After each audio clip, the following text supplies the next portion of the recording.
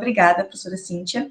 Então, a fala da professora Cíntia de hoje está intitulada Mulheres Negras e a Descolonização do Saber, Contribuições para a História da Educação.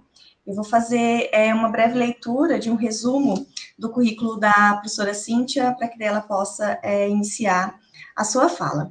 A professora Cíntia é pós-doutora em Educação pela UFMS, doutora em História, Ensino de História da África pela UFGD, mestre em Educação, Políticas Públicas para a Educação Unisul, licenciada em História e Pedagogia, docente da Universidade Estadual de Mato Grosso do Sul, UEMS, atuou de 1997 a 2009 na Educação Básica, desde 2009 atua no ensino superior. Atualmente, ela está vinculada aos cursos de Pedagogia Intercultural, Pedagogia, mestrado profissional em História, Prof. História, mestrado profissional em Educação, Prof. Edu, ministra palestras e cursos sobre as relações raciais no Brasil e na diáspora e suas interfaces com gênero, raça, classe, educação, território, ações afirmativas, reparação histórica e bem viver. Coordenadora do Centro de Estudos, Pesquisa e Extensão em Educação, Gênero, Raça e Etnia, CEPEGRE, chefe da Divisão de Ações Afirmativas e Equidade, PROAF, UEMS, pesquisadora cátedra da Unesco, UFGD, membro do Conselho Editorial da revista África e Africanidades, membro da Associação Brasileira e Pesquisadores Negras e Negros, membro da Associação de Investigadores Afros, Latinos e Caribenhos e organizadora e autora do livro História da África, Múltiplas Aprendizagens, vice-líder do grupo GPEGRE, atua nas áreas de pesquisa em ensino de História da África, educação das relações étnico-raciais, feminismo negro, epistemologias africanas e afrodiaspóricas, políticas de ações afirmativas. Professora Cíntia, muito obrigada e fique à vontade para proferir a sua fala. Bom, Cris, Kênia e demais, eu agradeço mais uma vez a oportunidade, sobretudo de poder falar sobre como as mulheres negras têm pensado a educação e como elas têm contribuído para poder fazer esse deslocamento epistêmico.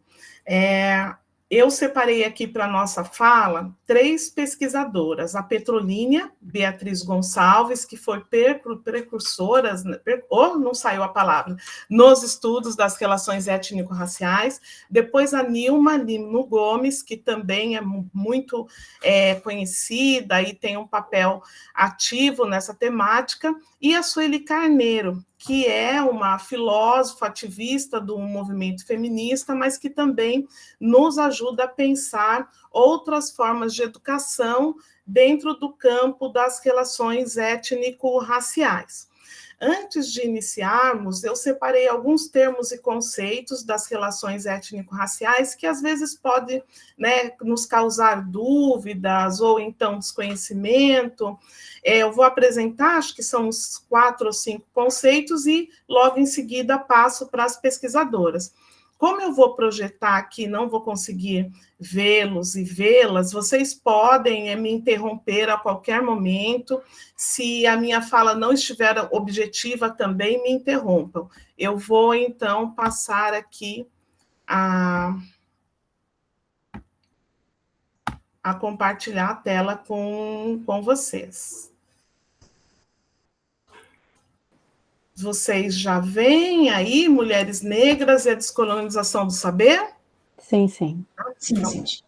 Tá. Iniciamos, então, com alguns termos e conceitos das relações étnico-raciais no Brasil, em especial. O primeiro termo é o preconceito, e aí, em diálogo com o Munanga, é um julgamento, uma opinião pré-concebida. Ele coloca negativa ou positiva, mas, via de regra, é uma pré-concepção negativa sobre uma pessoa, um grupo, e que quem produz esse preconceito não tem um conhecimento suficiente.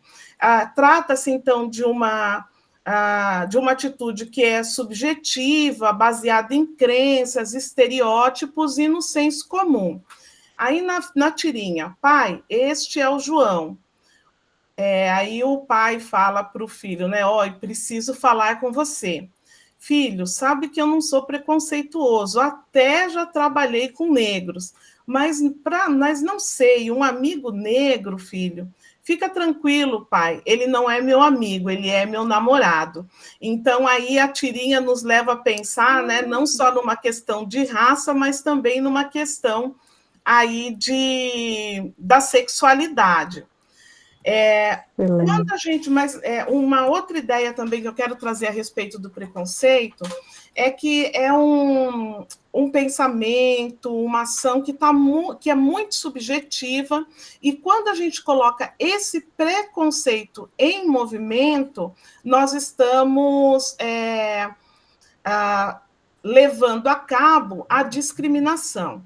E eu sempre menciono que o preconceito são representações, alegorias que nós vamos adquirindo à medida em que nós somos inseridos na nossa sociedade. Alguns preconceitos a gente consegue reelaborar, mas outros ficam muito colados, né, conosco. E eu também sempre menciono que, apesar de ser uma mulher com muitos marcadores, negra, mulher, da classe trabalhadora, ainda assim, infelizmente, tenho alguns preconceitos e faço o possível para que eles não entrem em movimento, que não produza a discriminação.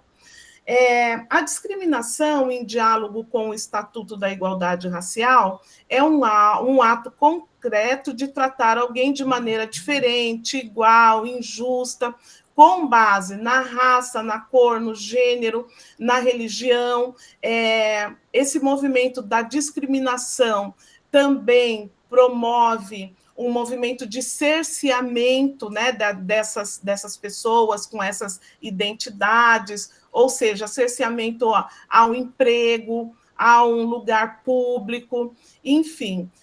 A discriminação ela vai produzir aí processos de desigualdades e de violência.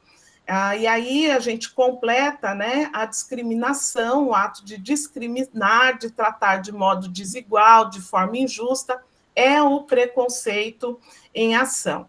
E aí na tirinha, tchau, pai, bom trabalho. E aí a esposa, né, e cuidado para não ser preso por engano na volta. Por quê? Há, infelizmente, né, uma ideia consolidada, uma ideia preconceituosa, discriminatória, que as pessoas negras são mais propensas, né, à violência, à bandidagem, à malandragem e por aí vai. O estereótipo também, né, é um termo das relações étnico-raciais e é uma generalização distorcida que vai alcançar um grupo, né, de uma determinada identidade para poder justificar o preconceito e a discriminação. Então, vejam nessa tirinha, né, um homem branco correndo, a ideia, né, que as pessoas têm é de que é um homem que está atrasado.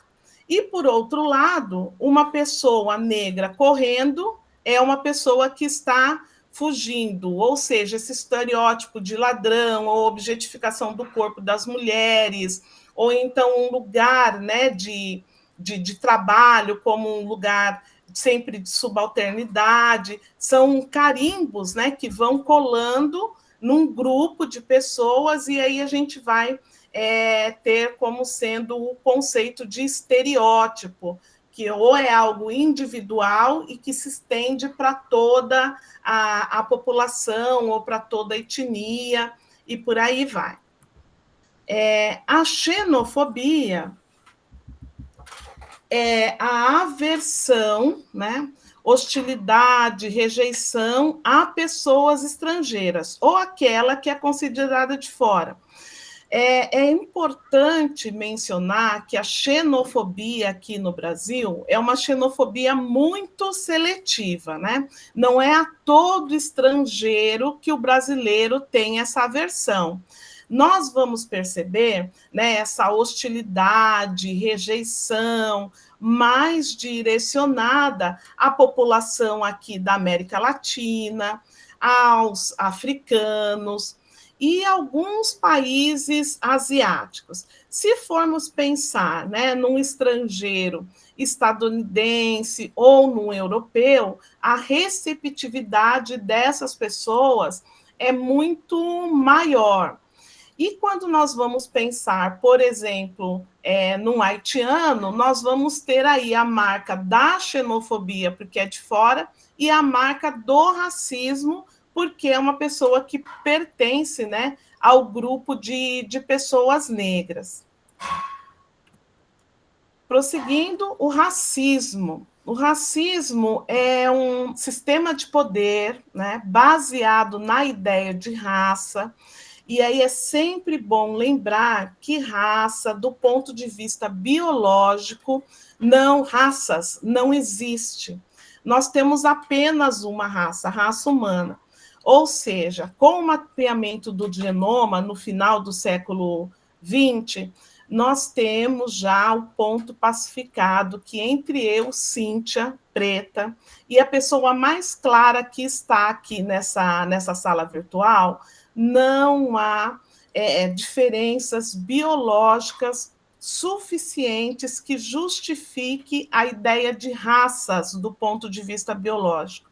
Entretanto, quando nós colocamos essa palavra, esse termo, esse conceito no tecido social, ele vai levar a ideia de pessoas negras, né? Ou então de indígenas, mais recentemente de pessoas brancas, porque as pessoas brancas também são racializadas, ou seja, do ponto de vista sociológico, do ponto de vista histórico, a ideia de raça vai produzir hierarquizações, desigualdades, e o racismo ele não se limita apenas às atitudes individuais, como corriqueiramente nós assistimos nos meios de comunicação, né? Sempre uma notícia de um office boy que foi um office boy, não, nem acho que nem existe mais office boy, mas de um entregador, né, de aplicativo que foi ofendido,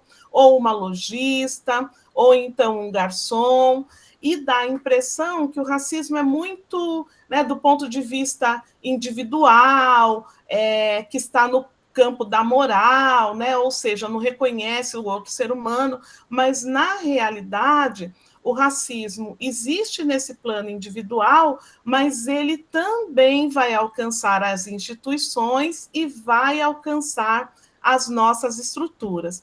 Nesse sentido, o racismo é um fenômeno muito complexo, multifacetado, que tem uma capacidade também metamórfica de se adaptar, né, no tempo histórico e sociológico, e tem produzido, né, no decorrer aí, dos tempos, um espaço de desigualdade para pessoas negras e um espaço de privilégios para pessoas brancas.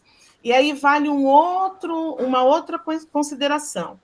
Quando eu uso o termo negro ou negra, eu estou me referindo àquele contingente da população brasileira, que são pretos como eu, mas aqueles que têm a pele mais clara também e que têm traços fenotípicos que, combinados, vão fazer com que essa pessoa seja lida no tecido social como uma pessoa que tem ascendência africana. Então, os pardos, que são aqueles que têm a pele mais clara, mais cabelo crespo, o nariz mais arredondado, a boca mais grossa, esse conjunto de características fenotípicas que fazem com que no tecido social seja reconhecido como uma pessoa pertencente ao grupo de pessoas negras, é o que nós vamos somar pardos e pretos para ter o contingente de negros que o IBGE fala que são mais de 56% da população.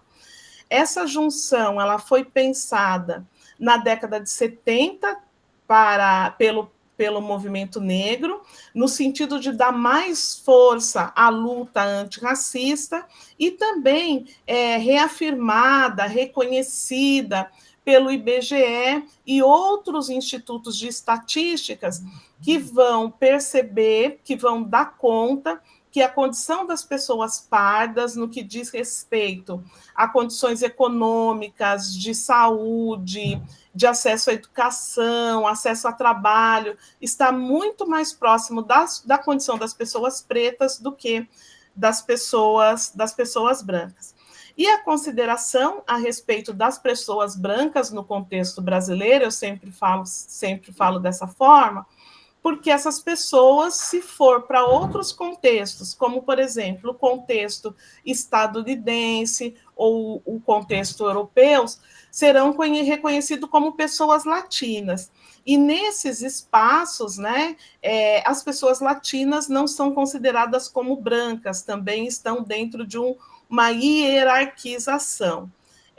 Então, não sei se eu consegui me fazer objetiva, qualquer dúvida a gente volta depois na hora das perguntas. O racismo, então, é um sistema que aqui no Brasil vai hierarquizar pessoas, fortemente baseado na ideia de raça do ponto de vista sociológico histórico, e que vai produzir um espaço de desigualdade para pessoas negras, na minha fala, reconhecidamente, pessoas pretas e pessoas pardas, e um espaço de privilégio para as pessoas reconhecidas como brancas aqui no contexto brasileiro.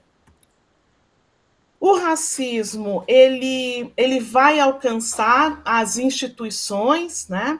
E aí são processos, atitudes e comportamentos discriminatórios que estão incorporado às rotinas das instituições, como escola, hospital e empresas, e essas práticas, nessa definição que eu estou usando, elas nem sempre são intencionais, mas em muitos momentos elas vão favorecer um grupo racial, em detrimento de outros.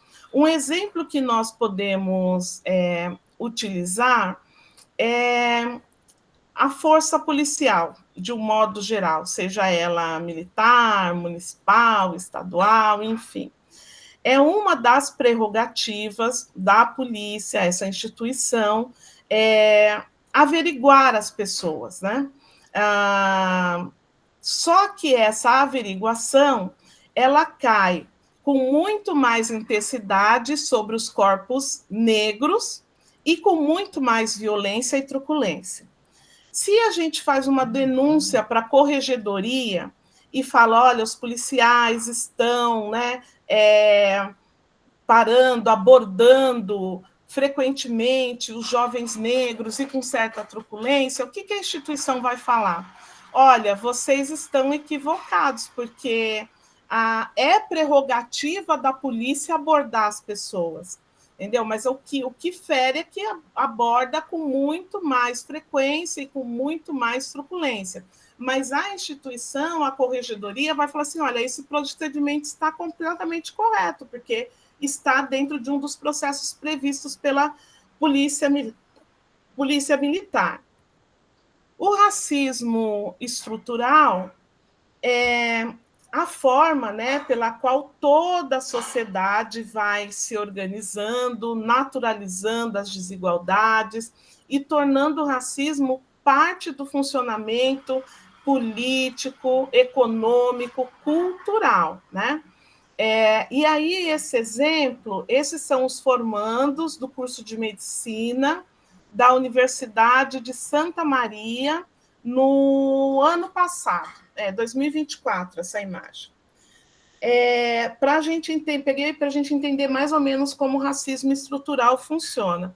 Eu acredito que esses jovens tenham prestado o vestibular ou o Enem, e antes disso, o percurso, né, formativo desses jovens deve ter sido um percurso por meio do qual acessaram escolas privadas, escolas com boa qualidade, já tinham um capital cultural acumulado. Enfim, os privilégios foram se somando e fazendo com que esses jovens prestassem o vestibular ou o Enem e fossem aprovados.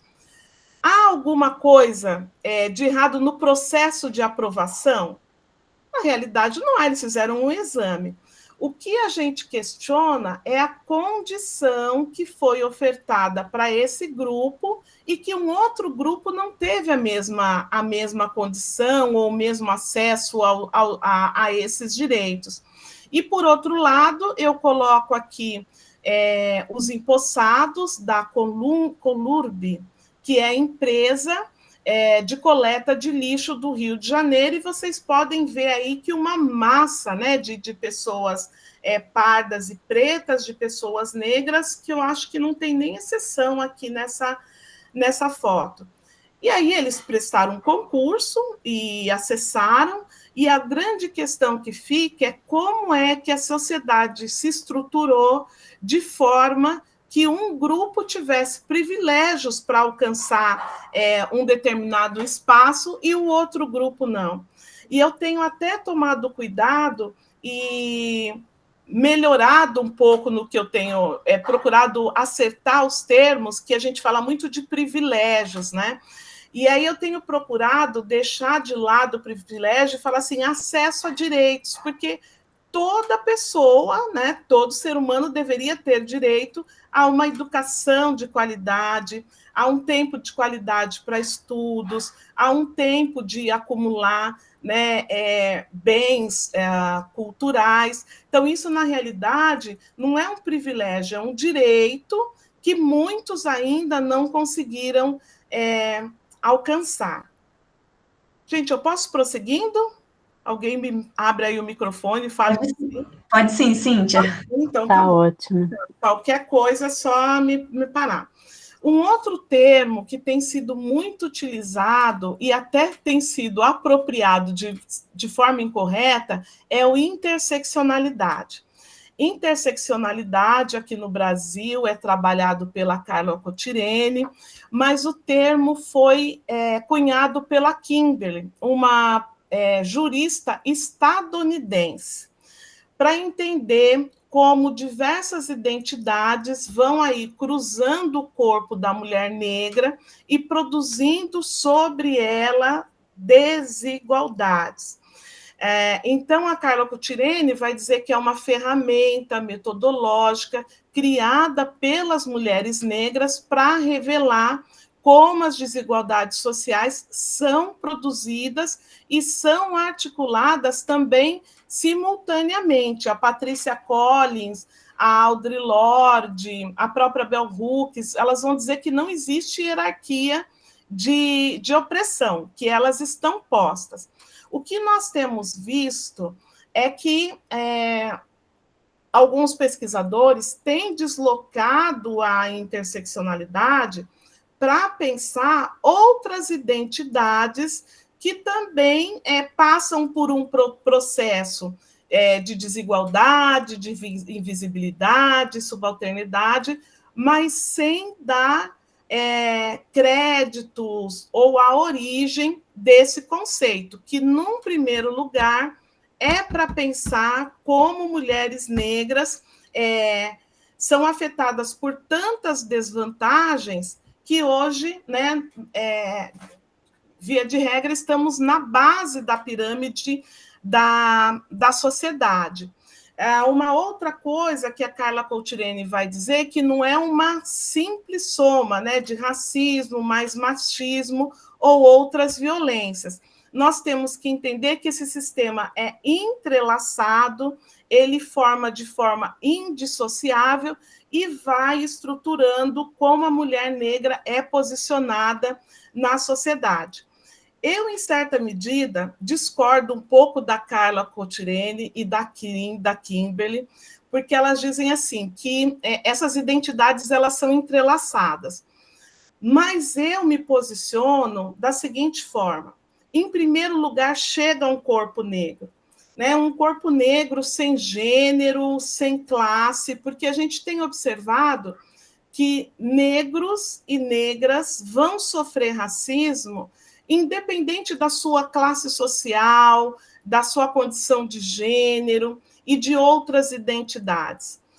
Então, na realidade, né, eu me posiciono por essa ideia de que primeiro chega esse corpo negro, e a gente vai ter uma nigeriana, a Oyoronke Yumi, que vai fazer essa discussão, a própria Alice Walker, que é uma zimbabuense radicada nos Estados Unidos, que também está no campo dos estudos de como as mulheres negras são afetadas, que vão se posicionar por essa ideia que, em primeiro lugar, chega esse corpo negro, né, e que ele passa por um processo de discriminação e de racismo, e depois as outras vias identitárias vão se entrecruzando e produzindo aí mais desigualdades. E se nós falamos tanto da pessoa negra, né, nós temos que falar também da branquitude, que é um conceito que foi trabalhado primeiro pela Sueli Carneiro, mas ele foi disseminado pela Cida Bento, né? Então, as pessoas, quando vão citar o Pacto da Branquitude, vão fazer referência a Cida Bento, vão fazer referência ao Lourenço Cardoso, e esquecem um pouco da Sueli Carneiro, que já tinha tratado esse termo. Então, é um comportamento, muitas vezes inconsciente, de pessoas brancas em manter e proteger os seus privilégios. A branquitude oferece dentro da sociedade estrutura para que o racismo aconteça. Mesmo que não sejam explicitamente racistas, essas pessoas se beneficiam desse sistema que é desigual, que é perverso, não confrontam esse sistema e acabam contribuindo pela sua manutenção. Um exemplo, né, de Pacto da Branquitude aqui na nossa cidade é quando nós acessamos o banco, alguns setores dos serviços, alguns comércios, onde nós só vemos, né, pessoas brancas. Aonde estão os indígenas? Aonde estão as pessoas negras?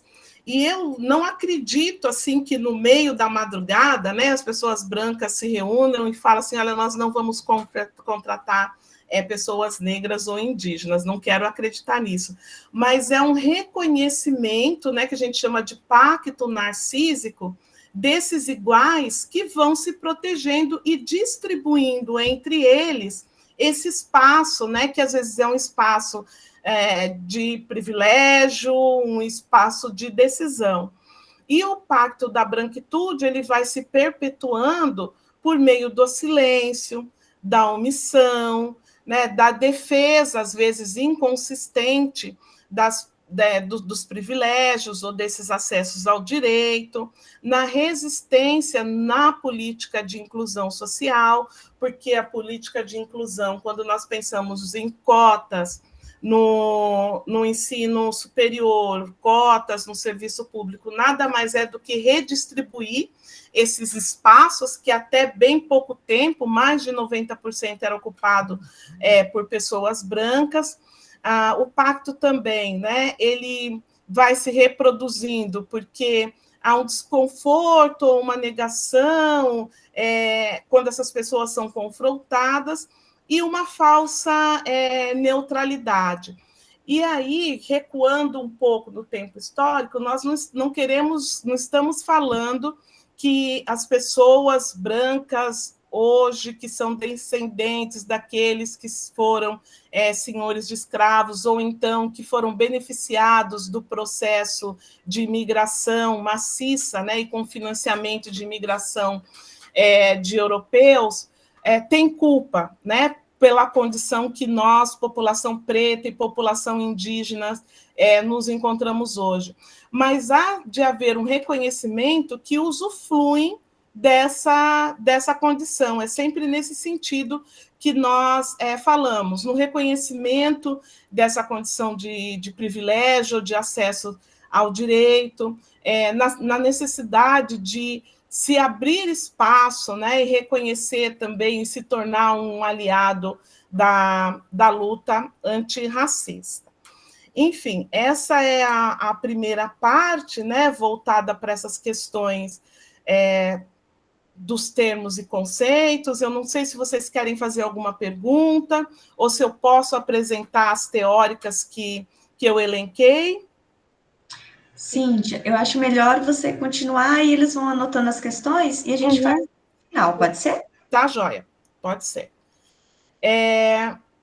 Não terminei, já falei sobre as principais características e não virei o slide. Então, quando pessoas brancas presenciam situação racista, mas não denunciam, nem se posicionam, a defesa dos privilégios ou dos acessos, eu já mencionei anteriormente, a ideia da normalidade, né, da branquitude, de ver brancos e a sua cultura como sendo universal, enquanto o negro é visto como outro, e a reprodução institucional do racismo, né, políticas, práticas sociais que mantêm hierarquias raciais, mesmo sem intenções explícitas.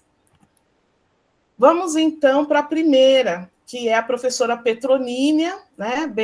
Beatriz Gonçalves, ela é porto-alegrense, licenciada em letras francês, e também educação. Esse percurso inicial ela fez na URGS, mas ela também fez um doutorado e um pós-doutorado na África do Sul, no finalzinho da década de 90. E a professora Petronínia foi a relatora, porque ela era conselheira do Conselho Nacional de Educação, e ela relatou as diretrizes curriculares nacionais, né, da educação das relações étnico-raciais e para o ensino de história e cultura afro-brasileira e africana. Então, como nós estávamos naquele momento? Em 2003, em janeiro de 2003, havia sido promulgada a 10.639, que tratava, né, da obrigatoriedade do ensino de cultura e história afro-brasileira e africana na educação básica, tanto a educação básica pública quanto a privada, e dependia-se aí de uma diretriz para poder orientar professores, escolas e até as universidades de como preparar os professores para trabalhar com essas temáticas. Então, em 2004, a gente tem o que nós chamamos de diretrizes da ERER, né? A professora Petronínia, ela fez um movimento muito interessante de consultar os movimentos sociais, consultar os pesquisadores, para poder, enfim, fazer a relatoria dessas diretrizes. E essas diretrizes, elas são reconhecidas como um marco fundador da instituição da educação antirracista no nosso país. Muito bem. As contribuições, então, da professora Petronínia, elas estão na definição das relações étnico-raciais como um eixo que vai estruturar as práticas pedagógicas. E as relações étnico-raciais, elas são pensadas para reeducar as relações entre pessoas negras, pessoas brancas, pessoas indígenas, no sentido de reconhecer, valorizar as histórias, as narrativas e as formas de ser e estar desta população sem hierarquização. E essa reeducação também nos leva a confrontar, a questionar a ideia de uma educação monocultural, eurocêntrica, né, voltadas também para uma heteronormatividade, né, e para esse contexto hegemônico. Ela também contribuiu na defesa de jovens, crianças e adultos negros a uma escolarização livre do racismo e do epistemicídio. Epistemicídio ali é por minha conta, porque quem vai tratar do epistemicídio é a Sueli Carneiro. Mas o que a professora Petrolina coloca? Olha, as crianças precisam estar num ambiente, sobretudo as crianças negras, num ambiente onde o racismo não seja reproduzido e, se for, ele seja enfrentado e combatido. Porque um pouco antes da Petrolina, a Sueli Carneiro, ela fez uma pesquisa que é referência até hoje, uma pesquisa que já tem 25 anos, que vai dar conta de como os processos de racismo eles são produzidos e reproduzidos por professores, por técnicos e por crianças no ambiente escolar. O livro é Do Racismo do Lar ao Racismo da Escola. E aí, nesse sentido, que a Petrolina vai se posicionar. Olha, a escolarização não pode produzir toda essa violência para essas crianças que, no limite, vai prejudicar aí não só a construção e aquisição de conhecimentos, como também, muitas vezes, vai expulsar essas crianças do sistema escolar. Então, ela propõe, né, mudanças curriculares, pedagógicas, formativas, alicerçada nas diretrizes e vai sistematicamente chamar a atenção para a formação inicial e para a formação continuada, para que dê conta de trabalhar com o preconizado pela Lei 10.639, né? E, a partir das diretrizes, ela vai, então, consolidar a ideia de que educar para as relações étnico-raciais é tarefa da escola. Isso em 2004. Hoje, nós já estamos num outro momento onde nós indicamos que educar para as relações étnico-raciais deve se dar no âmbito de todas as instituições, que é o que nós chamamos de educação antirracista. Então, ela vai ter como eixo de valorização dos saberes e experiência das populações negras. Ela vai indicar que a escola deve reconhecer os saberes produzidos pela comunidade negra e esses saberes foram historicamente legitimados. Então, são saberes produzidos no âmbito da ancestralidade, da oralidade, território, religiosidade, da própria estética e expressões da cultura afro-brasileira e africana que não são contempladas ou são contempladas de forma muito folclórica pelo currículo escolar. E vejam, aí vocês vão falar, Cíntia, mas a gente já teve alguns avanços. Mas quando a Petrolina escreveu esse texto em 2004, então nós não tínhamos pouquíssimas possibilidades de trabalhar com essa educação étnico-racial. A formação docente para ela, então, tem que ser atravessada pela escuta, pela experiência dos estudantes negros. E essa perspectiva, ela vai se situar numa perspectiva contra-hegemônica, ou que nós chamamos, na atualidade, de decolonial, porque ela vai trazer para o centro desse currículo a experiência da população negra como fonte legítima de conhecimento. Então, é o conhecimento produzido nos quilombos, nos movimentos negros, nos terreiros, nas periferias, coisa que até hoje, né, é difícil a gente chegar com esses conhecimentos no currículo escolar.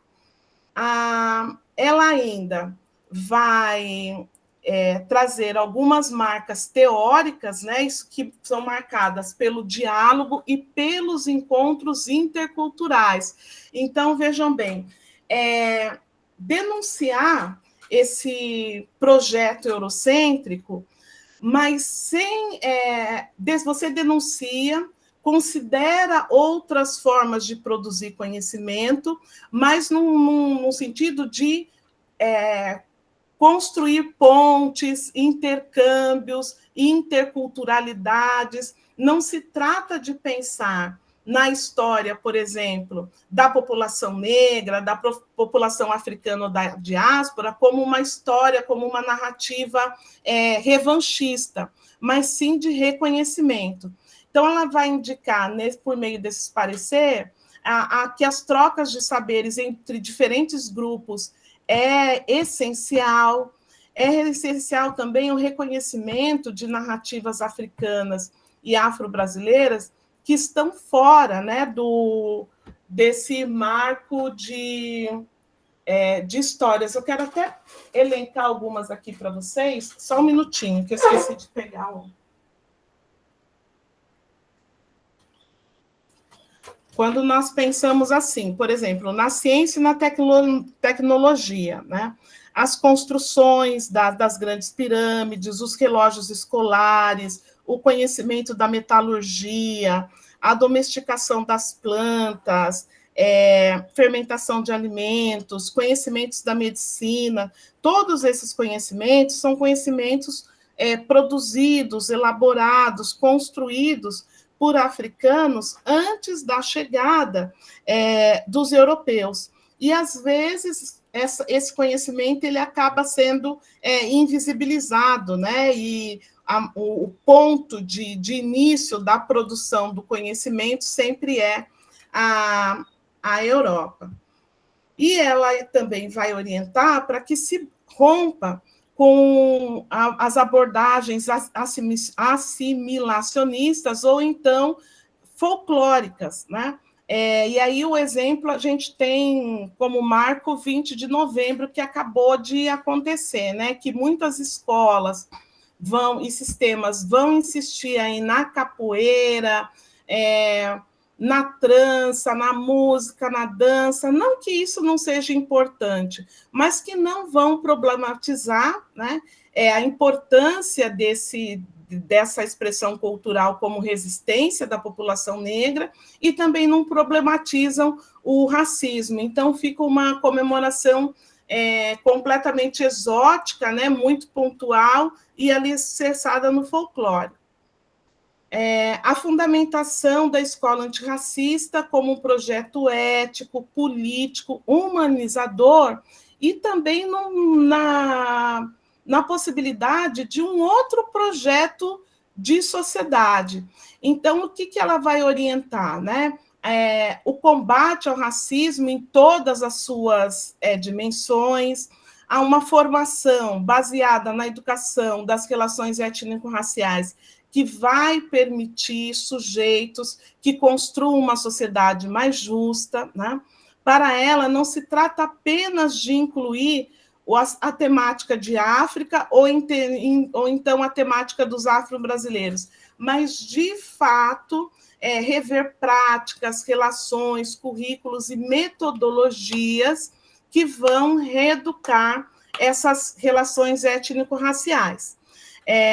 A educação antirracista, então, ela se coloca como um projeto ético, e aí, como eu falei, eu vou para além disso, um projeto de sociedade alicerçado na reeducação de como as pessoas se reconhecem no tecido social brasileiro.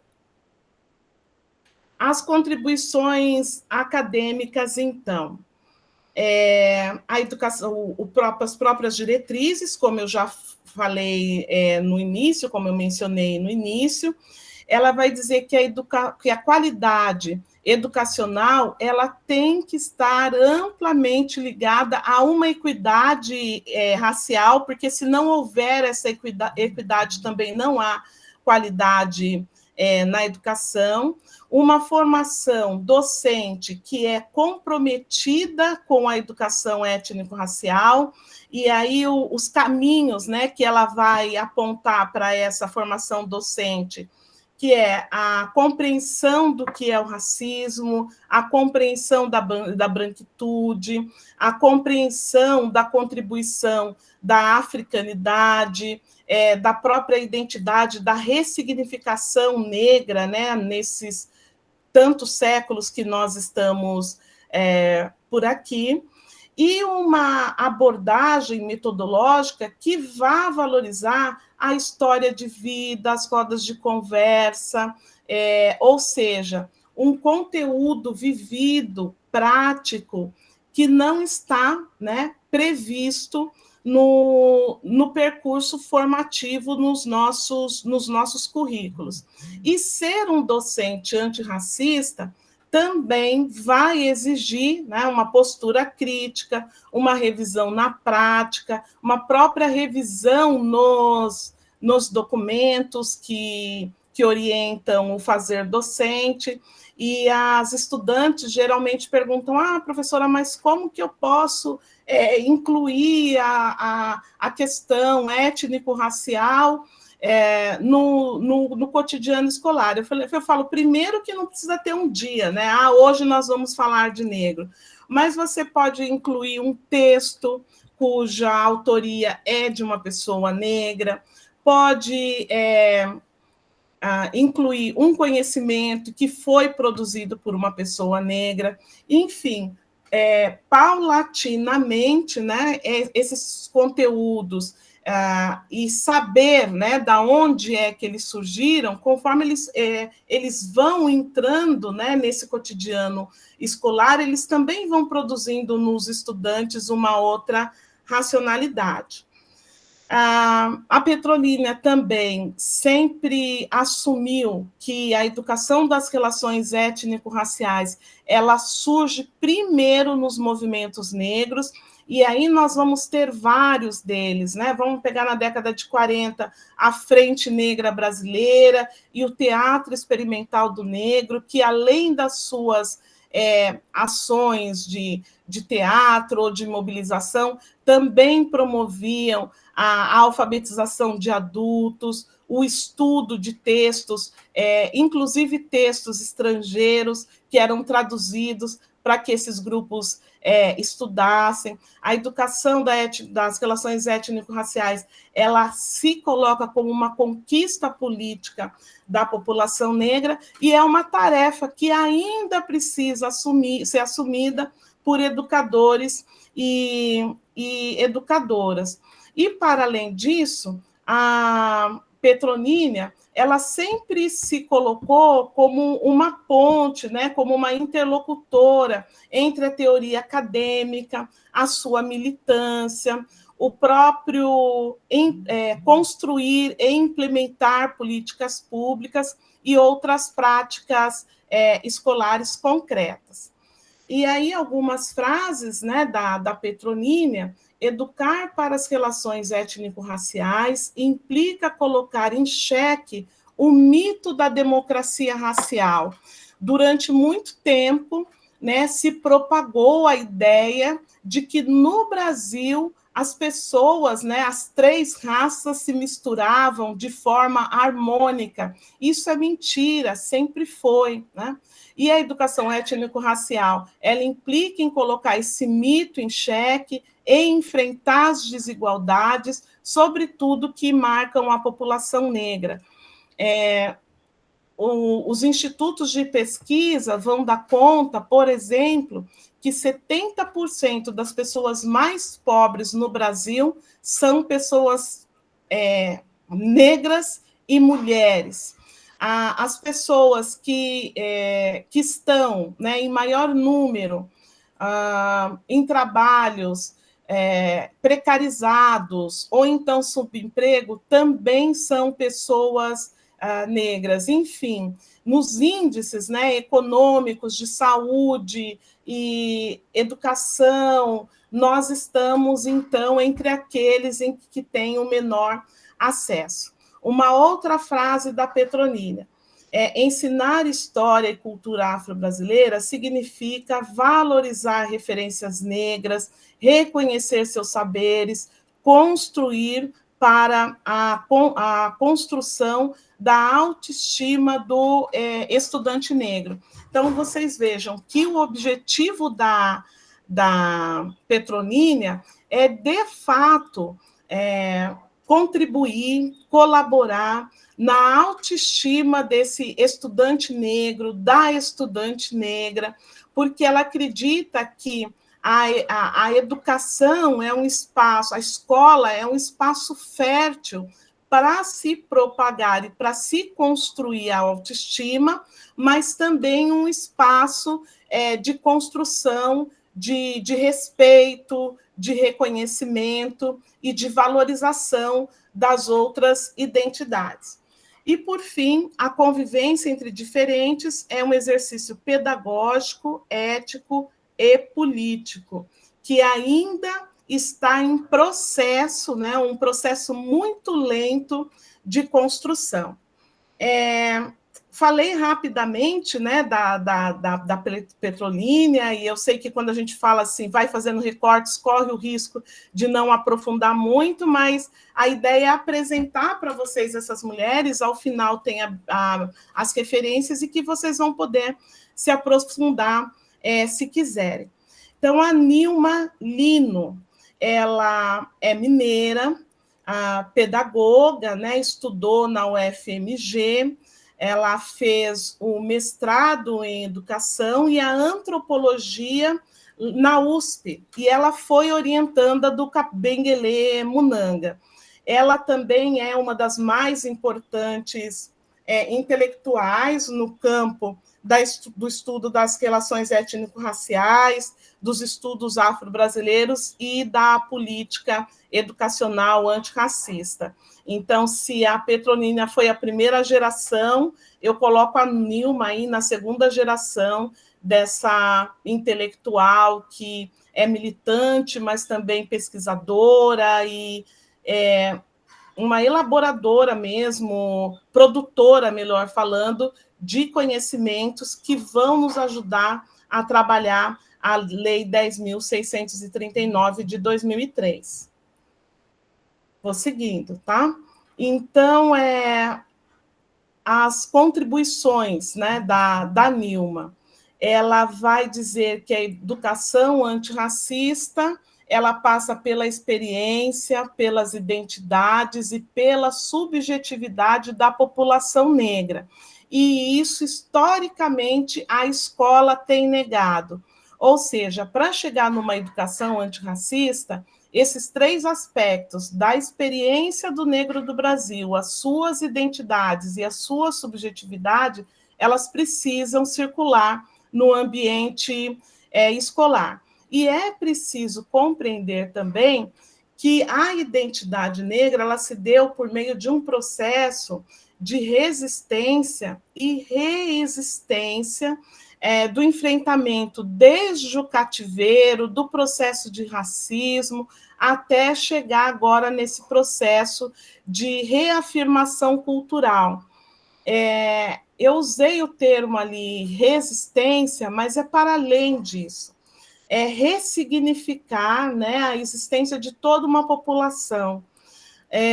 Eu sempre fico pensando a partir de algumas experiências, e aí vou nomear uma rapidamente para vocês.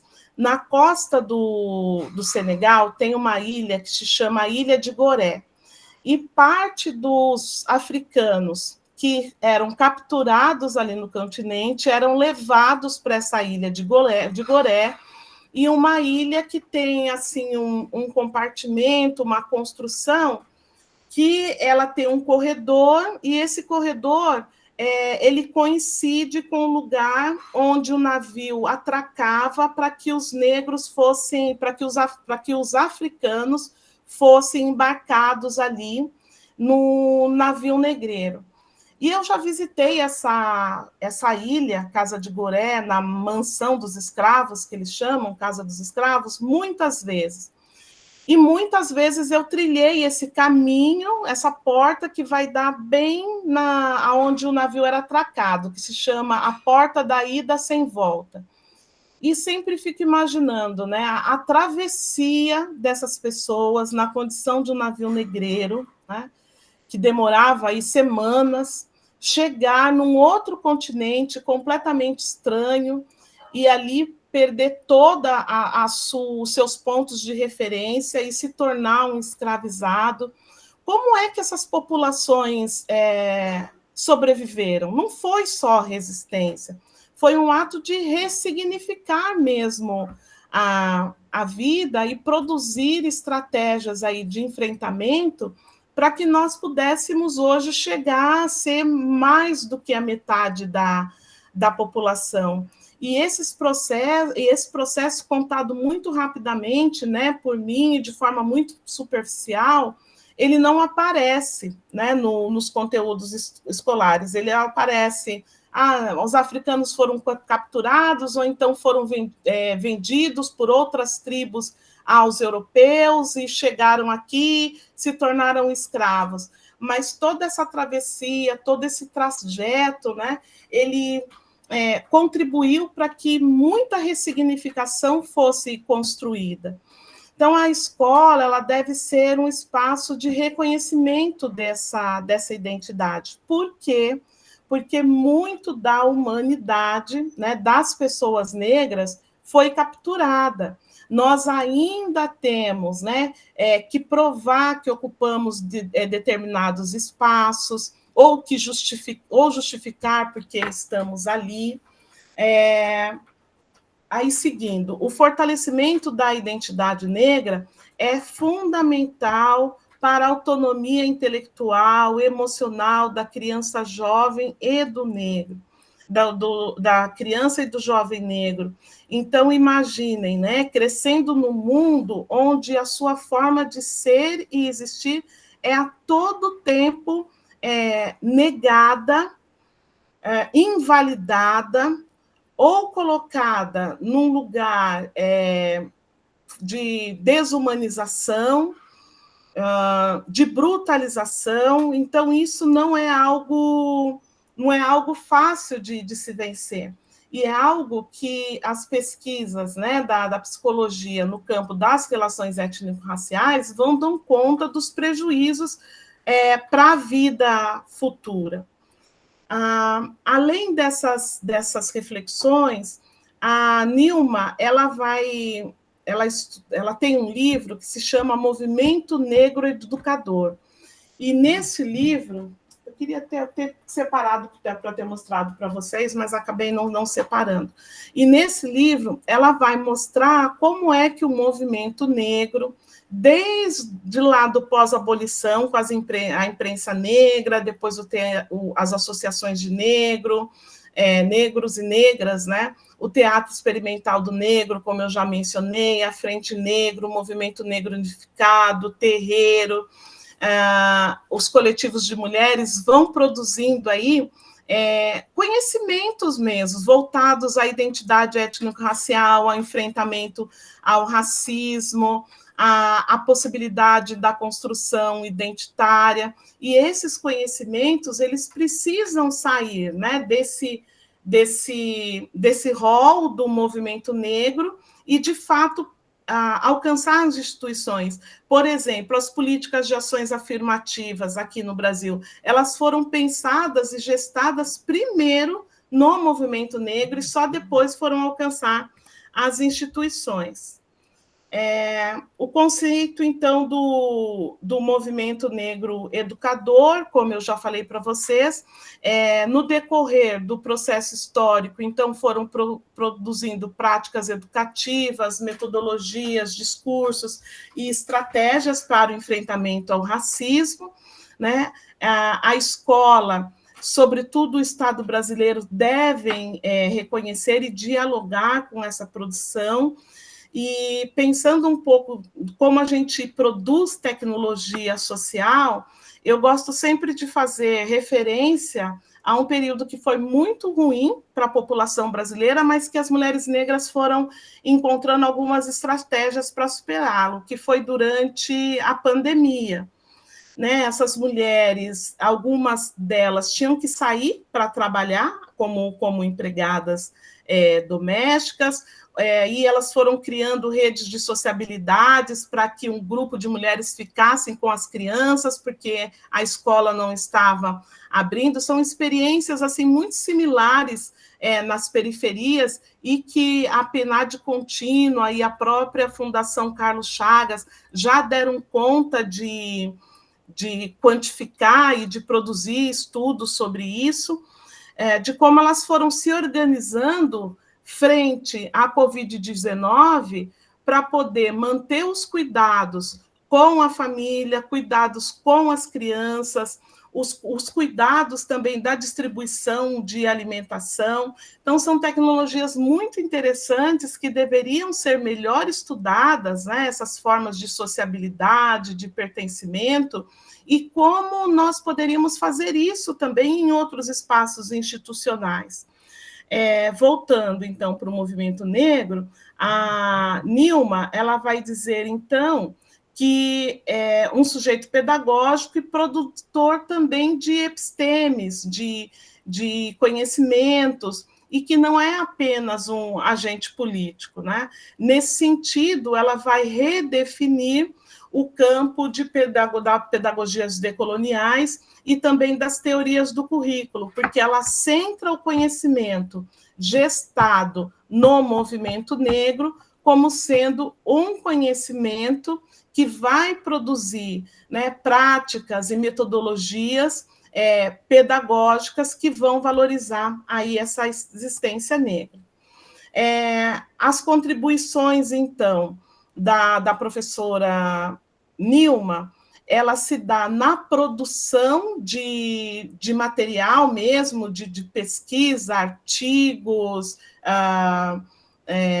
artigos, material pedagógico financiado pelo MEC e na própria institucionalização da Lei 10.639, posteriormente do que nós chamamos agora de política antirracista. Ela foi ministra, né, primeiro da CEPIR, depois ministra da Igualdade Racial, foi também a primeira reitora de uma universidade estadual, foi reitora lá na Unilab. Então, nos anos 2000, sobretudo até de 2003 até 2015, 2016, a professora Dilma ela esteve à frente dos principais programas, né, que visaram institucionalizar e implementar a Lei 10.639. E nas suas pesquisas, ela vai ter um posicionamento decolonial, porque ela também denuncia a monocultura, a hegemonia e o eurocentrismo no âmbito do currículo escolar. Ela se posiciona como também numa abordagem afrocentrada, porque ela vai dizer o seguinte, olha, não basta só descolonizar ou uma educação antirracista a partir de outros teóricos, vamos dizer assim. É importante que a produção da mulher negra, do homem negro, seja central na veiculação desses conhecimentos. E aí ela vai dialogando com o pensamento social negro, não só brasileiro, mas também diaspórico, a filosofia africana. E entre as suas contribuições, nós vamos citar aí o princípio da ancestralidade.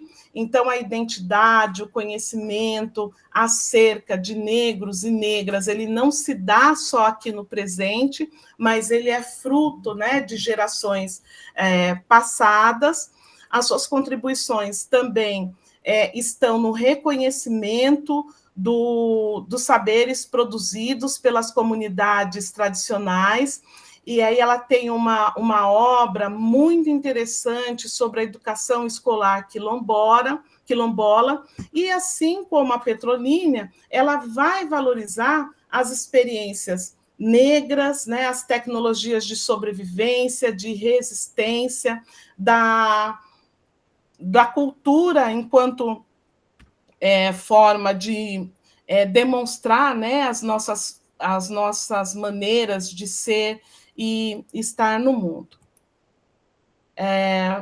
Para a formação antirracista, então, ela vai enfatizar que não há uma educação antirracista sem uma formação crítica docente. Nesse sentido, ela dialoga com a Petrolínia e vai dizer, olha, que a formação inicial a formação inicial e continuada ela é extremamente importante, e temas, como já demonstrado pela pesquisadora anterior, como racismo, desigualdade, tem que estar na pauta dessa formação, e ela propõe, então, que seja reestruturado, né, o currículo por meio de reflexões teóricas, mas também de práticas, de pesquisação que vai conduzir, né, esse professor, esse coordenador para o espaço de produção de conhecimento, que ela vai colocar lá os movimentos negros, e um diálogo amplo com os movimentos sociais. Para ela, então, a escola antirracista, ela tem que reconhecer positivamente as diferentes identidades, ela precisa construir uma autoestima e pertencimento racial, e eu sempre insisto, né, que ao mesmo tempo em que a escola colabora para a construção da autoestima da criança negra, ela tem que colaborar também para a construção do respeito da criança branca em relação à criança negra. E o enfoque que ela propõe, ela vai romper, né, com perspectivas universalistas, demonstrando que a educação racista ela é concreta, ela é situada, ela é vivida e, sobretudo, também alicerçada na experiência de um determinado povo. Os impactos, então, políticos e institucionais da professora Nilma é que, como eu falei para vocês, ela foi a primeira reitora negra, coordenou programas de pós-graduação, pesquisa, influenciou nas legislações, nas diretrizes educacionais, contribuiu em alguns sistemas para pensar a educação antirracista. Então, com isso, eu fecho a Nilma. Algumas frases dela. A educação antirracista é um projeto pedagógico de transformação das relações étnico-raciais na sociedade brasileira. O movimento negro tem sido historicamente grande educador da sociedade brasileira. Não há, né, a educação sem qualidade, sem equidade racial, e a afirmação da identidade negra não é essencialismo, é estratégia de sobrevivência. Passamos, então, para a última, que é a Sueli Carneiro, filósofa, ativista. Ela é criadora do Guelé 10, um portal, né, reconhecidamente tanto nacional quanto internacional das questões da negritude. Ela é reconhecida, né, como uma das principais intelectuais brasileiras, e, para além das duas anteriores, ela também tem um papel marcante no feminismo negro, e as suas críticas elas estão assentadas, né, no Pacto da Branquitude, no epistemicídio e também nas políticas de ações afirmativas. A Sueli Carneiro, então, ela extrapola o espaço escolar e vai pensar também no racismo institucional, não só na escola brasileira. Então, quando ela fala em racismo institucional, ela vai abarcar a escola, mas ela não discute apenas a escola. E as discussões que ela traz, ela vai informar que o currículo é atravessado pelo racismo, as práticas pedagógicas também, a expectativa docente em relação aos estudantes negros é menor do que as expectativas em relação aos alunos brancos. Essa expectativa ela vai afetar, né, a forma com a qual os professores avaliam a relação entre os estudantes também. E a Sueli Carneiro vai demonstrar que o racismo não é um mero desvio, né, de moral, alguma coisa voltada à fé cristã. Não, ela vai dizer que o racismo é um mecanismo que está em toda a sociedade brasileira. A escola não foge desse contexto, e, nesse sentido, nós temos que pensar numa educação antirracista que vai identificar e vai enfrentar o racismo institucional. Então, vejam, se lá nos anos 2000 nós começamos com a educação das relações étnico-raciais, com a Petronínia, a Nilma também vai falar um pouco das relações étnico-raciais, já com a Sueli Carneiro a gente tem uma outra configuração, que é a educação antirracista para enfrentar, né, o racismo nas instituições também. Uma outra contribuição da Sueli Carneiro é o epistemicídio. O epistemicídio foi trabalhado primeiro pelo cunhado, né, pelo Boaventura de Souza Santos. Também o Grossfogel faz um diálogo interessante com esse conceito, mas ela trouxe o epistemicídio para o campo, né, intelectual, simbólico, que vai produzir um extermínio do pensamento negro e do pensamento indígena. E aí ela vai dizer que esse apagamento ele também se dá no currículo escolar. Sendo assim, esse apagamento, silenciamento, essa subalternidade, ela vai ajudar, vai contribuir na hierarquização racial do conhecimento. Então, nós vamos ter o conhecimento eurocêntrico como sendo o ponto de partida, né, da produção e da validação do conhecimento, e outros conhecimentos, se aparecerem, e como aparecem, são conhecimentos periféricos, né? E, nesse sentido, ela vai advogar de que essa construção vai fragilizar o conhecimento dos estudantes negros e negras. E, para ela, assim como as outras, a educação antirracista ela vai ter que reorganizar aí as epistemologias que vai trabalhar, sobretudo alicerçar-se no conhecimento produzido no contexto africano e no contexto afrodiaspórico. E isso vai ter um impacto de reorganização dos currículos, né? A inclusão da produção de negros e negras, a valorização dessa história e, sobretudo, a revisão do material didático.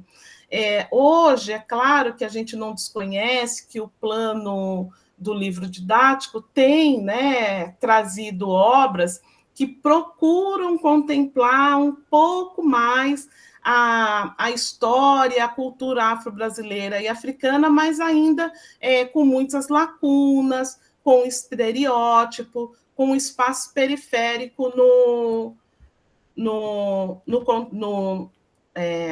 conteúdo. Então, as definições de branquitude, que nós já discutimos anteriormente, né, e esse conceito, como eu disse para vocês, foi trabalhado primeiro pela Sueli Carneiro, mas agora nós sabemos dele, ou ele é veiculado a partir das produções da Cida Bento, é um lugar de estrutura de poder, local de privilégios, que vai valorizar também conteúdos afrocentrados, as expectativas em relação a alunos brancos e negros são diferenciadas, hierarquizadas, com um lugar de desvantagens para pessoas negras, e a naturalização dos padrões estéticos brancos, né? Ainda que a gente... Aqui está a ausência da representatividade negra. Ainda que a gente veja, né, hoje, nos meios de comunicação, na rede, uma representatividade maior da pessoa negra, ainda é uma representatividade estereotipada. eu não sei se vocês concordam comigo, né? E a gente tem enfrentado essa discussão também. Parece que quem é negro ou negra é aquele que, de repente, está com a indumentária afro-brasileira, ou com o cabelo black, ou então usando outro tipo de acessório. As pessoas que estão fora dessa representatividade parece que não são negras. Então, nós temos uma representatividade, mas uma representatividade ainda muito estereotipada, uma representatividade muito marcada pelo conceito mesmo neoliberal, de consumo, e por aí vai. A contribuição pedagógica da Sueli Carneiro, além do epistemicídio, além de identificar que o antirracismo tem que ir para outras instituições, é essa ideia do letramento racial crítico, né? Ou seja, desnaturalizar privilégios, acesso aos direitos e as desigualdades que são mantidas pelo pacto da branquitude. A Sueli Carneiro, ela também foi e é uma referência no que diz respeito às ações afirmativas. O Instituto Gueledés, que é coordenado por ela, produziu muitos índices e muitos dados dando conta da desigualdade da população negra, sobretudo no que diz respeito às ações afirmativas, e esses dados contribuíram, né, para que as primeiras universidades estaduais, e aí, em primeiro lugar, a UERJ, depois a Universidade Estadual da Bahia, e em terceiro lugar, a UEMS, pudessem implementar as suas ações afirmativas. E esses dados, né, a produção intelectual dela vai, então, dar conta das desigualdades raciais, e que essas desigualdades são estruturais, e que havia necessidade de políticas compensatórias. E aí não só a Sueli Carneiro, né, dá a impressão que é só ela, mas é um conjunto aí de intelectuais que foram fazendo esses diagnósticos e indicando que, olha, uma justiça reparatória ela é necessária. Então, ela foi influente na formulação das políticas de cotas no ensino superior, produziu muito no que diz respeito às desigualdades raciais na educação básica, mas também produziu sobre as desigualdades na saúde, sobretudo no que diz respeito às violências obstétricas que as mulheres negras sofrem.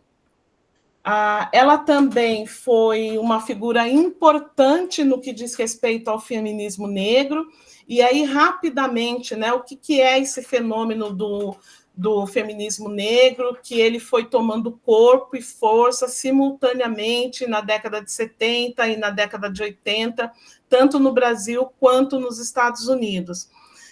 As mulheres negras, né, quando no movimento racial, né, movimentos de homens e mulheres negras, foram percebendo que dentro daquele ambiente muito do patriarcado, do machismo era reproduzido. Então, o que parte das mulheres negras fizeram? Foram tentar se aproximar do feminismo negro, do feminismo branco, que a gente chama, né, do feminismo clássico. E no feminismo clássico não encontrou como a gente fala? Gente, esqueci o nome, mas o reconhecimento, né? O reconhecimento de gênero, e no que diz respeito que as mulheres negras passam por outros processos de violência, né? Por serem negras e por serem pobres.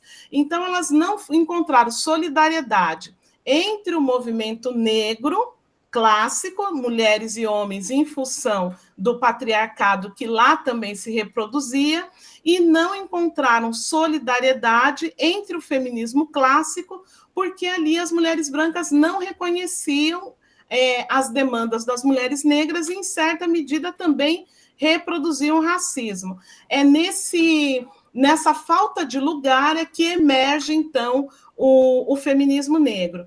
E a Sueli Carneiro tem um texto clássico que ela nomeou de enegrecer o feminismo, ou seja, reconhecer as demandas específicas da mulher negra que está para além das opressões de gênero. E nessa construção, né, as mulheres, então, foram pensando em epistemologias próprias, entre elas a interseccionalidade, porque esse processo de feminismo negro, ele também, como eu mencionei anteriormente, ele também vai ressoa quase que simultâneo, né? Estados Unidos, aqui no Brasil, na América Latina, também em alguns contextos europeus. E aí luta pelo direito, formas comunitárias de empreender essas lutas, a educação, cuidado, tudo isso é pensado no movimento de feminismo negro. Essa foi a grande contribuição da Sueli Carneiro. E ela vai dizer que é importante incluir o feminismo negro na formação docente. Por quê? Para entender as tecnologias, as formas associativas, as formas comunitárias, né? Para além disso, é importante também, numa educação antirracista, compreender as desigualdades de gênero, de raça, que também circulam na escola. E, por fim, a formação docente também deve considerar a experiência de mulheres negras. Ela vai criticar, né, os estereótipos tanto de gênero quanto de raça nos materiais escolares, e aí livros, ilustrações, exemplo de aula, expectativas de comportamento. Então, vejam, se a Petrolínia e a Nilma estavam só no campo da raça, a Sueli Carneiro já vai incluir gênero também nessa discussão, quando ela vai para o campo da escola, né? E, para além disso, ela vai também apontar um processo de inferiorização intelectual, hipersexualização das mulheres negras, criminalização desses corpos, invisibilidade positiva dessa população. Nesse sentido, as contribuições da Sueli Carneiro, elas vão se situar no que diz respeito à revisão crítica dos materiais didáticos, sobretudo tendo em vista a Lei 10.639.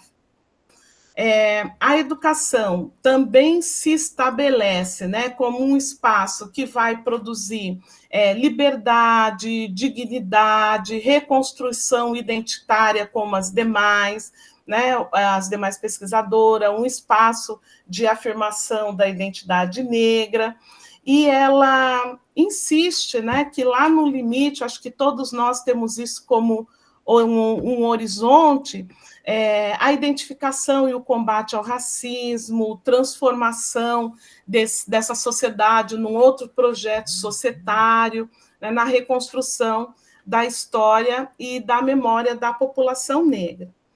E algumas frases dela para terminar: o racismo opera tanto pela violência quanto pelo apagamento, né, dessas existências, no que diz ao apagamento das narrativas, dos saberes. O epistemicídio é uma violência epistêmica que compromete a possibilidade de existência de outros mundos, né? A inferioridade das mulheres negras não é algo natural, ela é produzida historicamente, e as instituições vão mantendo, né, essa desigualdade, e o enegrecer do feminismo é também o enegrecer da humanidade, posto que que esse feminismo ele pretende, né, reconhecer as demandas da mulher negra, mas também as demandas do homem negro. E aí aqui as referências que eu utilizei, e muito obrigada. Vou parar aqui a apresentação. Me desculpe se eu estendi, eu não sabia o tempo, eu vi ali das 5 até as 7, aí eu falei, acho que mais ou menos 1h e 20 de fala, mas enfim. Estou à disposição de vocês. Foi excelente, Cíntia, parabéns, muito obrigada. Ouvi-la é sempre, nossa, uma construção potente de muitos conhecimentos, né? Trouxe tantos conceitos para a gente trabalhar a partir da questão étnico-racial, né, a questão das mulheres, questão da escola, né, da formação de professores. Então, é toda uma situação complexa para a gente discutir sobre essa temática. Agora a gente abre, então, para o diálogo com a professora Cíntia. Quem quiser fazer alguma pergunta, conversar com ela sobre, né, a temática, está aberto, tá? A Rosângela estava postando algumas questões aqui. Uhum.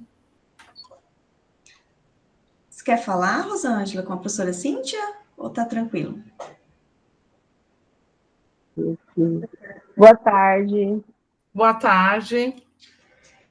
Então, naquele momento que a professora estava falando, essa questão do estereótipo, né?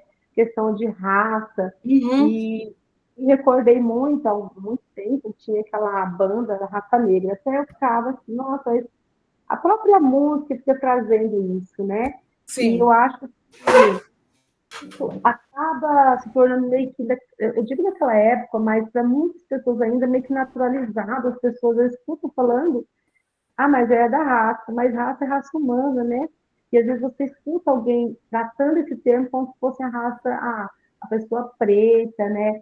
Então, esses estereótipos precisam ser quebrados, né? E eu penso que a gente que está na educação tem que estar trabalhando isso já ali com os pequenos mesmo, quem está ali dentro da escola, e somos nós que vamos ter que estar fazendo esse papel para estar desconstruindo esses termos, e trazer não só a visibilidade da importância de cada um, mas tá quebrando esses termos mesmo, né? E é só o apontamento mesmo, que o momento que a professora falou, eu fiquei me recordando, né, a raça negra, e a gente escuta esses termos e tudo mais, né? Seria só nesse sentido, professora.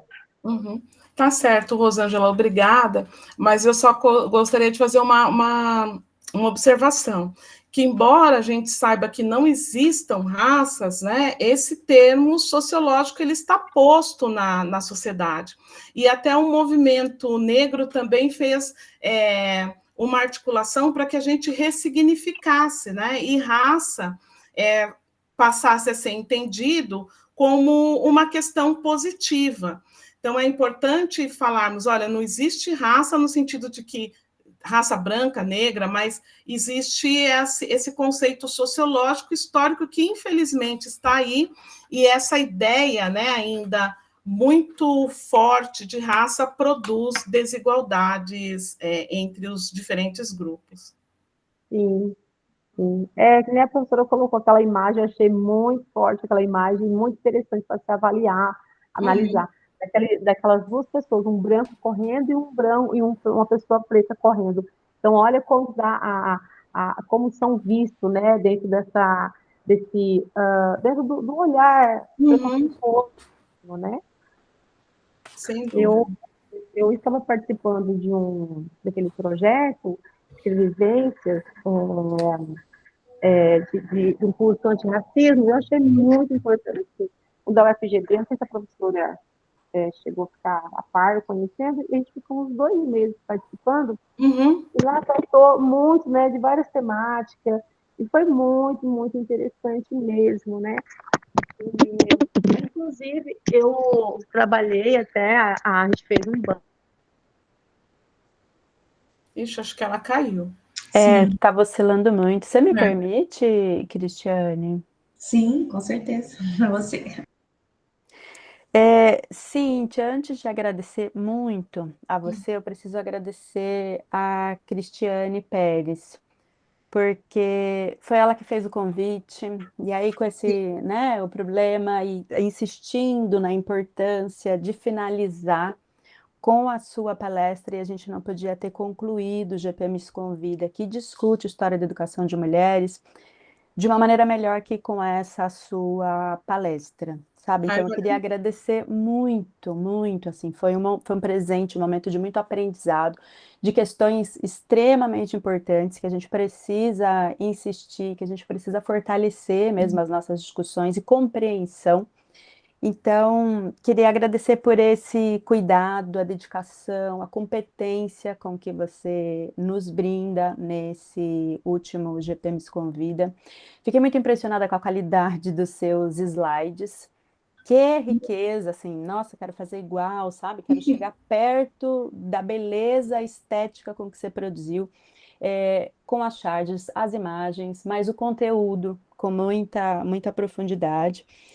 Eu tenho uma pergunta que eu acho que de algum modo você já respondeu. eu só tenho a agradecer, Kênia. Fico muito contente assim de estar participando desse último momento de vocês e muito obrigada. Obrigada a nós, assim, mas nós não temos condições de te agradecer a contento. Quando você, com esse cuidado, antes de apresentar as três autoras, né, a Petronília, a Nilma Lino Gomes, a Sueli Carneiro, você expõe para a gente os conceitos. Eu queria só reforçar a importância de todos eles, mas um que está muito forte, latente para a gente na UFGD, mas na Faculdade de Educação, que é esse da xenofobia. Uhum.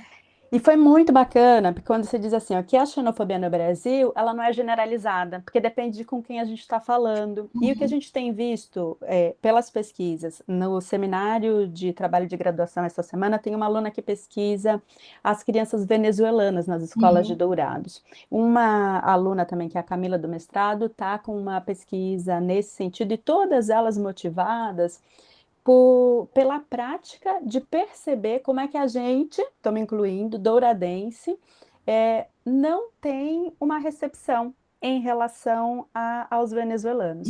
Eu vi que o Wagner levantou a mão e eu queria aproveitar, porque você também falou disso, né? Que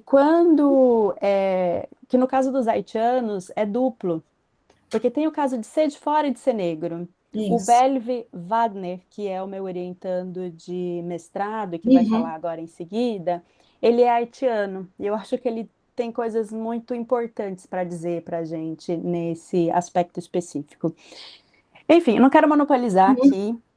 Muito importante a discussão da contribuição dessas três autoras para pensar a história das mulheres negras e como a gente pode ver possibilidades de reversão. Eu fiquei me perguntando, e acho que na verdade isso seria um belo tema de pesquisa, o alcance da contribuição dessas três autoras para uma mudança na prática, com ênfase na escola, e eu fiquei me perguntando até que ponto os livros didáticos, por conta da lei de 2023, ela avança. Porque você deu tantos exemplos que eu falei, gente, mas isso não chega ainda no livro, isso não chega na prática da escola, isso não chega para a gente, professor, conseguir lidar. Sabe? Então, acho que seria muito, muito bacana pensar isso. Sim. E a outra coisa é essa do feminismo clássico, que não dá conta, né? Então, eu tenho estudado um pouco por conta do projeto da exposição das mulheres na imprensa,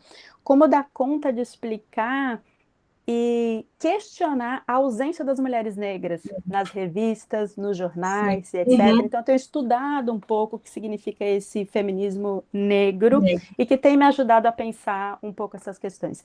Sem monopolizar, porque eu acho que a gente tem aí agora pouquinhos minutos até às 19, mas, de novo, te agradecer e dizer que, de fato, foi uma bela oportunidade. Eu espero que a gente tenha mais oportunidades mesmo de dialogar e aprender com você. Tá, Obrigada. joia. Obrigada. Belvi, se quiere.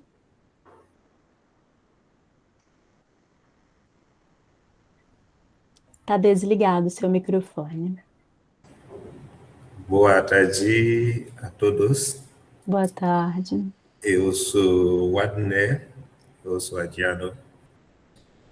E professor, muito obrigado pela sua intervenção sobre mulheres negras e a decolonização do saber. Eu preciso agradecer também a minha orientadora, a professora Kenia. E meu subjecto é um sujeito sobre a decolonização, a decolonização dos livros didáticos. E a questão da colonização é um grande tema. E você fala sobre dois conceitos, para mim, muito importante. O conceito epistemicídio e interseccionalidade. Preciso saber uma coisa. No meu país, Haiti, quando você chega a uma biblioteca, maioridade de biblioteca, nós temos, você pode encontrar muito livro vem do Ocidente. E muito é difícil para encontrar um livro vem da África. Os países que não têm grande econômica também. E majoritariamente livro vem do Ocidente. Pero se nós precisamos fazer decolonização do saber, o trabalho é muito grande. Pero nós precisamos da educação dos professores também. Se sem a educação dos professores, isso é muito difícil. E depois nós precisamos também muito dinheiro, porque um povo pobre não consegue falar sobre a decolonização. Essa é a razão para que o Ocidente tem muitas maneiras para permanecer todos pobres. País África para permanecer na pobre. Eles não conseguem fazer nada. Se você não tem capacidade econômica, você não consegue falar sobre a decolonização também. Porque todos os países que têm dinheiro, grande dinheiro que vem do Ocidente, grandes países, você não consegue falar sobre a decolonização. Essa razão, até hoje, no meu país, isso é muito difícil. Por exemplo, tem várias reformas também. O sistema educativo haitiano, todas as reformas não conseguem terminar. Nós precisamos mostrar a questão da língua. Por exemplo, no meu país, nós falamos crioulo. Crioulo é a língua nativa do povo. Todo mundo fala crioulo. Nós temos uma educação em francesa. Os haitianos têm muitos problemas para compreender. Quando criança ou aluno deveria trabalhar, ele deveria ter uma reflexão em crioulo e trabalhar, escrever em francês. Uhum. Isso, nós precisamos grande trabalhar sobre a decolonização, porque todas as referências de nosso sistema educativo vêm do Ocidente. Vêm do Ocidente. E é muito difícil, e nós precisamos muitas coisas, e você deveria ensinar este sujeito em todo o mundo, porque eu acho que hoje você fará sobre um pequeno grupo. Isso precisa ensinar no meu país. Tem muitos países também que precisam ouvir sua mensagem. Obrigado a todos. Merci beaucoup, Beverly.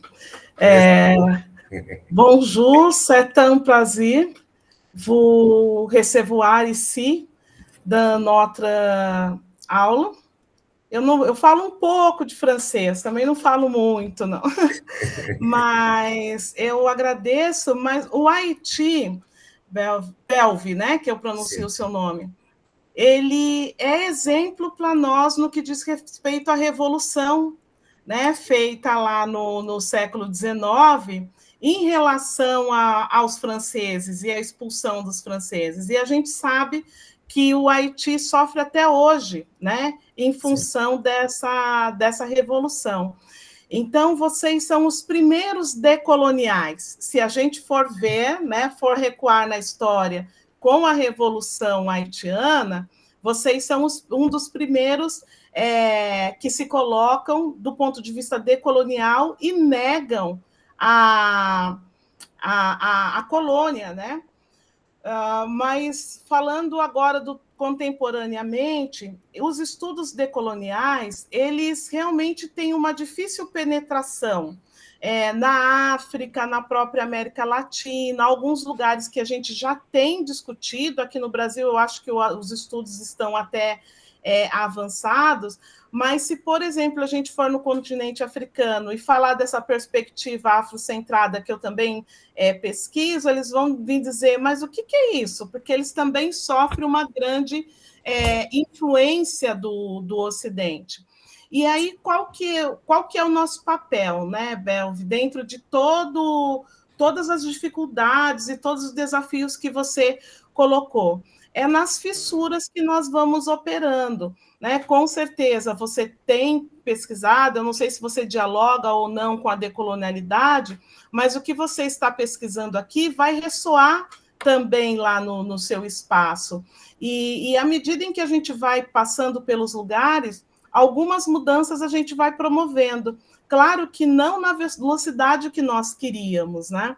Mas eu sempre acredito que pequenos movimentos a gente vai alcançando. Por exemplo, uma outra questão, que é da língua, né? Aqui no Brasil, nós temos algumas escolas, sobretudo aquelas em território indígena, que vão alfabetizar na língua materna. Então, já é um avanço. Vou falar específico ali do Senegal, que é do meu marido. Se alfabetiza, a depender da região que você está. O Senegal fala mais ou menos 10 línguas e também foi colonizado pela França. Dependendo da região, é uma língua materna que vai ser ensinada na escola, concomitantemente à alfabetização da língua francesa. Ou seja, a gente vai nesse mundo de avanços, de estagnação, de ruptura, que a gente vai produzindo, né, pequenas mudanças. De repente, você sai daqui com o seu mestrado, ocupa um espaço que te permite fazer políticas públicas e já implementa. Olha, nós vamos alfabetizar em crioulo também. Sim. Eu acho que é por aí. Muito bom. Sim, obrigado. Mais alguém?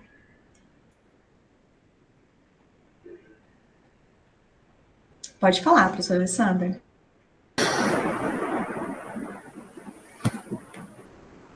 Só um minutinho. Boa noite, Cíntia. Agora já é boa noite, sim. Boa noite, Alessandra. Tudo bem? Ai, não quer abrir, não sei o que eu faço. Boa noite. Bom, então eu também gostaria muito de agradecer a sua palestra, assim, foi uma exposição excelente. A Kênia já expôs vários aspectos aí, também gostei.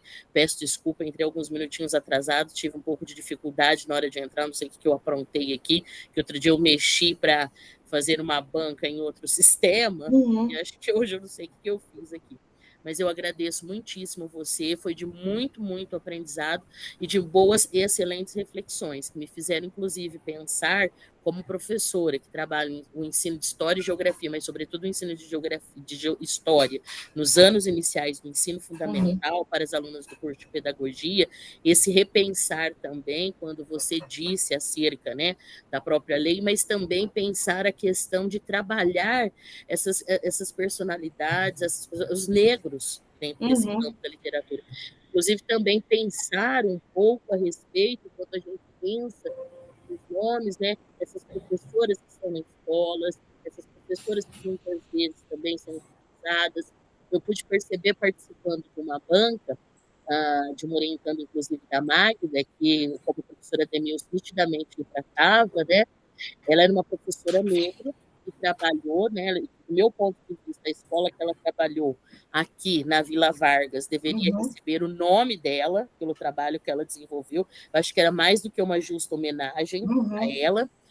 E ela mesma, muitas vezes, não tinha fotografias, como nós perguntamos, e quando ela fez um autorretrato no trabalho, quando eu e a professora Demilson discutimos, ela não se... Na fotografia você percebia, mas parecia que ela queria aparecer branca.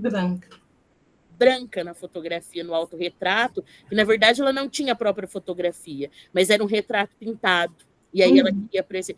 Só essas questões, né? Nós falamos para a menina naquela época, o que daria de discussão, porque parece ela não se aceitava também, né? Então, assim, a sua fala foi bastante provocativa, gostei bastante e excelente. Precisamos dialogar muito mais vezes, e como eu te agradeço muitas vezes que você vê, inclusive, na minha disciplina, né? Inclusive essa disciplina de ensino de História e Geografia, e que, no meu ponto de vista, acho que está na hora de retomar algumas questões, porque não é só essa questão é a questão do negro, mas eu também ando muito entristecida, e foi uma reclamação que eu também fiz outro dia, assim, além de nós termos pouquíssimas aulas, ainda comentei nos estágios outro dia, eu falei, a História e Geografia não aparece mais nos estágios?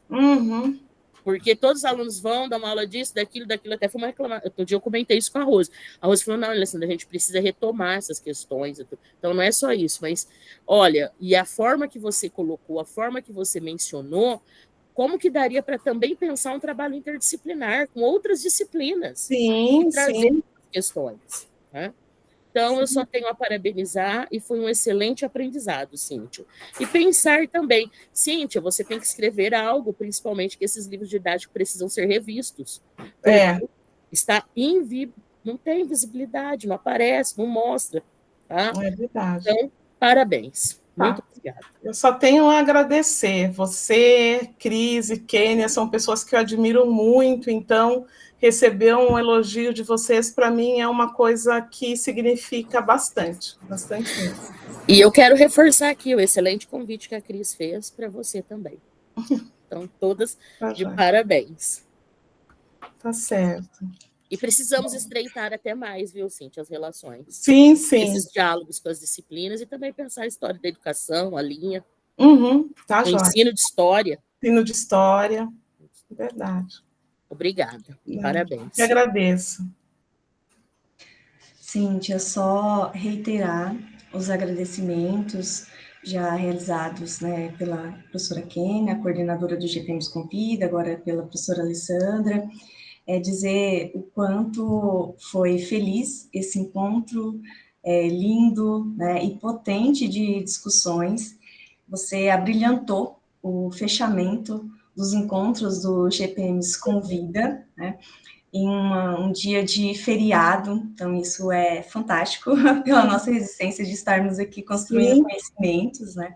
Apresentou toda uma riqueza de uma organização do material, uma organização da fala, uma riqueza temática, uma riqueza conceitual, na qual abrange tantas temáticas para a gente dialogar tanto em processo teórico quanto em processo prático, da formação inicial e da formação continuada, a partir dessa construção, né, da temática sobre mulheres e o quanto é importante nós avançarmos em âmbito educacional, em âmbito social.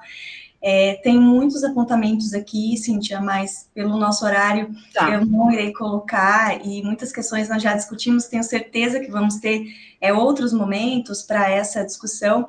Eu só queria pontuar que sua fala vai muito ao encontro dessa necessidade de nós discutirmos, principalmente de uma questão muito atual agora, que veio de um apresentador, né, de TV, sobre a questão de falar sobre limpar a cultura dos povos originários. E nós temos isso também com a questão étnico-racial, né, desse processo tão preconceituoso, xenófobo, e o quanto a educação precisa avançar nessas questões, como você colocou, desde 2004 já tem todos esses avanços, mas nós também tivemos retrocessos muito recentes, né, Cíntia? Muito. Estamos ainda desconstruindo e construindo novamente muitas questões. Eu te agradeço imensamente por toda a parceria. A professora Cíntia Diallo sempre me respeitou muito enquanto pessoa, enquanto profissional, enquanto pesquisadora, enquanto mulher, né? E cada vez que nós dialogamos, eu aprendo muito, muito com você. Então, muito obrigada, Cíntia. Foram 2 horas de uma construção de aprendizado riquíssimo e muito prazeroso lhe ouvir. Parabéns e gratidão. Eu sigo à disposição do grupo para outras interlocuções, podem me chamar, vamos pensar em coisas em conjunto, porque eu sempre falo que há um abismo ali entre o EMES e o FGD, né? Nós precisamos construir pontes entre as duas instituições, né? Eu sou muito nesse sentido. Eu acho que cada um tem o seu acúmulo de conhecimento e que a gente pode fazer trocas e construir coisas bem bacanas. Professora Kênia?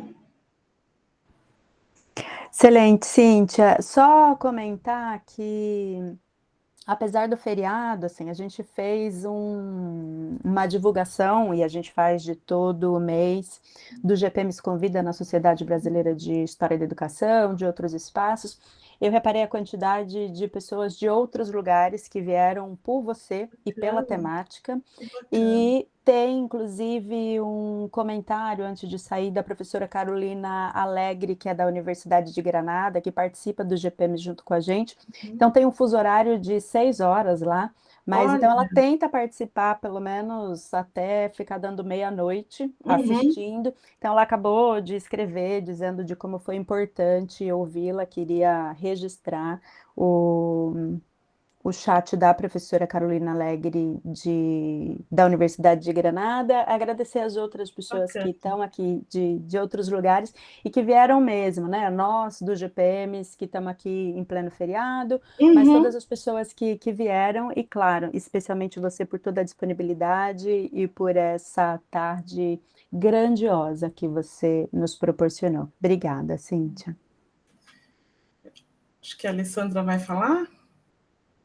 Bom, reforçando essa questão aí da Kênia, inclusive tinha professora aqui, que eu vi também, que eu localizei, que era inclusive professora da Universidade Estadual de Londrina, da UEL também assistindo, a professora Simone. Nossa, que honra! Tem gente do Brasil inteiro, né? Tem gente bem legal a gente conseguir. E de fora do Brasil. E de fora do Brasil, uma honra muito grande. Olha, muito, muito obrigada, sinceramente, se sintam aí abraçados e abraçadas, que vocês tenham um excelente início de ano, que 2026 seja leve e muito produtivo para todos nós, porque esse 2025, meu Deus, não acaba nunca, né? Tá muito difícil. E eu vou mandar para a Cris o slide, eu nem vou fazer alteração, gente, deve ter algum erro de digitação, alguma coisa assim. Vou mandar, se vocês quiserem, para fazer consulta, enfim, fica à disposição. Tá bom? Excelente. E aí, só dizer que essa gravação nossa de agora fica no YouTube do GPMs. As pessoas têm acessado bastante, isso vai nos ajudar Muito. Então, agradecer por você ter permitido gravar, e a gravação, eu não sei se você concorda também, é que seja publicado no YouTube do GPMs, que outras pessoas Sim. possam assistir. Concordo Então, sim, tá eu bom, agradeço até. perfeito, Então, tudo de bom, perfeito. gente. Tchau, tchau. Abraço, Um Cíntia. beijo, obrigada, Cíntia, Tchau, um beijo. obrigada, Obrigada, gente. bom final de ano para você também, família. Tá, obrigada, tchau.